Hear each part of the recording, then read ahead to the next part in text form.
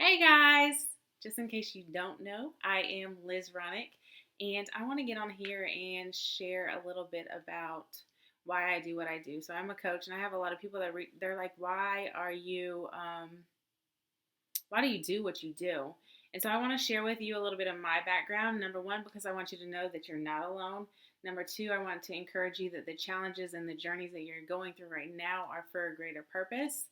And number three, I want you to know that if you need somebody to reach out to, you can reach out to me. I'm here for you. So, starting way back in the day when I was in elementary school, I swam competitively and always in a swimsuit, but I was overweight. And I obviously knew it. It was my body, and I was in front of other kids in a swimsuit. But I had other kids let me know on a regular basis that I didn't look like them, that I was overweight. And when I was 8, my mom took me to the doctor for a checkup, and he laid me down and pushed on my stomach, and he goes, "She's fat. She needs to go to Weight Watchers." And at that point, like, my whole world just crushed down to the floor. It was like, I'm worthless because I don't fit in. My peers were making fun of me. My doctor's telling me I'm fat. It was just like, what was the point? So while I was growing up, my value was based on the number on the scale. And not only while I was in elementary school, middle school, but it led into challenges when I was in college and even into adulthood. So when I was in high school, I was in an abusive relationship, and it led into my freshman year of college, and finally got away from that because I was living on campus. And then my sophomore year in college, I got into another abusive relationship to the point that I was no longer living on campus. We were living in an apartment together and got an eviction and was living in the car, working 2 jobs while going to school, working on my bachelor's degree. And the car that I was living in was small. It was a Honda Prelude. So if you know anything about that, it's like little bucket seats. But I mean, I was going to the rec, taking a shower. I was overweight. I was about 300 pounds. And I was not only in an abusive relationship with my boyfriend, like physically, and emotionally, but I was also abusing myself. I just did not value myself.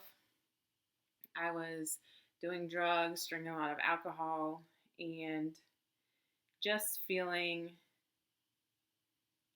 worthless. Like I had no point in being alive, and it was pretty close to rock bottom. And I was, I was pretty much done. I mean, I was going to school, I was working, but it was like, what's the point in life? And one day when I was sitting in class, I thought I peed my pants. But one of my classmates took me because my whole body was hurting. And so one of my classmates took me to the health center, and they were like, "Oh, you're pregnant." And the thing is, when you're in college and your stomach hurts and you go to the health center, you're pregnant. And I was like, "Okay, great. I gotta go. I gotta go to work." And the nurse like left me locked in the room. And the next thing I know, the EMS is knocking at the door, and they're like, "Come on, let's go." I was like, "No, I have to go to work." And they're like, "Well, you're in labor." So apparently, um, I was pregnant and didn't know it, obviously.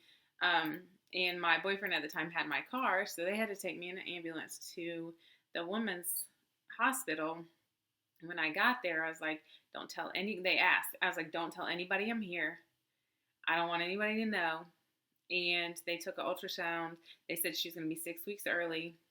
I was in labor for 24 hours, and I had a healthy baby girl. I was in intensive care. She was healthy.